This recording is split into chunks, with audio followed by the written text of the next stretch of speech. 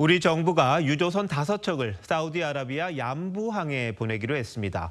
막혀버린 호르무즈 해협을 대체할 우회 항로를 뚫겠다는 건데요. 과연 이곳에서 원유를 얼마나 가져올 수 있을지, 위험은 없는지 황병준 기자와 따져보도록 하겠습니다. 황 기자, 먼저 생소합니다. 얀부항 어떤 곳이죠? 세계 최대 원유 수출국인 사우디아라비아 서쪽에 위치한 항구입니다. 아덴만에서 바브엘만데브 해협을 통해 가거나 지중해에서 수에즈 운하를 통과해야 들어갈 수 있습니다.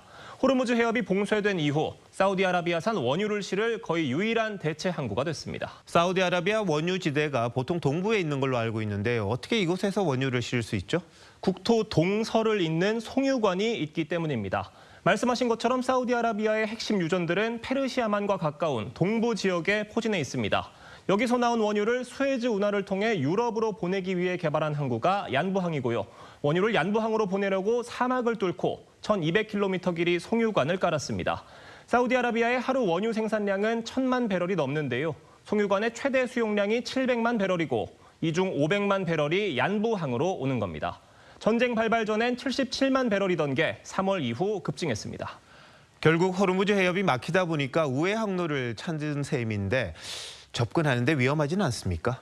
후티 반군이 위험 요소로 꼽힙니다. 후티는 예멘의 시아파 무장단체입니다. 시아파 종주국을 자처하는 이란과 끈끈한 관계로 알려져 있죠. 무장 조직원은 35만 명에 달하는데 예멘 영토 4분의 1을 점유하고 있고 바브엘만데브 해협 인근도 장악하고 있어서 언제든 홍해 입구를 틀어막을 수 있다는 분석입니다. 후티가 만약에 홍해 밑쪽으로 나가버리면 배들이 들어가지 못하게 되고, 그러면 유일한 입구는 이제 수에즈 운하를 통해서 들어가는 건데, 수에즈 운하는 워낙 많은 배들이 들어가게 되기 때문에 시간이 어마어마하게 소요되겠죠.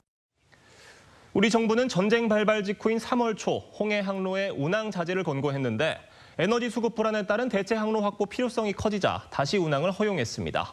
지난해 9월 이후로 후티 반군이 민간 선박을 공격한 사례가 없다는 점도 고려됐다고 합니다. 여전히 좀 위험해 보이긴 합니다만 접근이 가능하다면 다른 나라들도 많이 오지 않겠습니까? 네, 우리나라뿐 아니라 일본과 중국, 동남아시아 국가들까지 얀부항 물량 확보전에 뛰어든 상황입니다. 원유 선적 경쟁이 치열해질 수밖에 없는데요. 앞서 설명한 대로 하루 최대 500만 배럴을 실을 수 있다 해도 여러 나라가 경쟁을 벌이는 만큼 우리나라 유조선이 500만 배럴을 전부 다 가져올 수 있다는 보장은 없다고 합니다. 한 번에 500만 배럴을 가져온다고 해도 우리나라 하루 평균 원유 소비량이 200만 배럴 정도인 점을 감안하면 2.5일치 분량에 불과합니다. 서로 경쟁이 치열하다 보니까 우리가 원하는 만큼 가져올 수는 없을 거거든요. 아람코와의 계약이라든지 그런 것들이 원활하게 처리가 될 수 있을지에 대해서는 좀 불확실한 측면이 많습니다. 네, 우리 정부의 외교력이 상당히 영향을 미칠 것 같다는 생각이 드는군요. 황 기자, 잘 들었습니다.